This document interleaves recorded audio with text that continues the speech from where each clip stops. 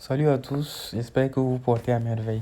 Alors sur votre écran, vous observez ce qu'on appelle, d'aucuns penseront que c'est du quartz, mais bon, ils n'ont pas tort. Vous voyez sur votre écran ce qu'on appelle des BIF, en anglais, des Banded Iron Formation. Et si l'on traduit ça en français, on obtient des bandes de fer rubané ou encore des bandes ferrifères rubanées ou encore des bandes rubanées ferrifères.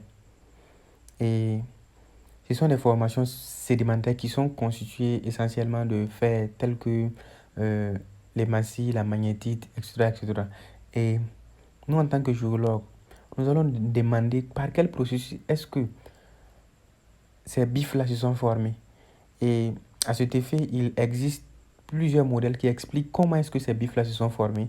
Mais moi, je vais expliquer le processus, le modèle que je connais. C'était qu'il y a de cela plus de 3 milliards d'années, il n'existait pas l'oxygène comme nous pouvons le sentir aujourd'hui. L'oxygène, il y a de cela 3 milliards d'années, était à l'état réduit. Il en était de même pour le fer, c'est-à-dire que le fer n'était pas oxydé. Et dans les océans, il existait des animaux, en gros des bactéries, appelées des cyanobactéries, qui produisaient par photosynthèse de l'oxygène. Et cet oxygène-là va venir donc s'associer au fer, qui n'est pas oxydé.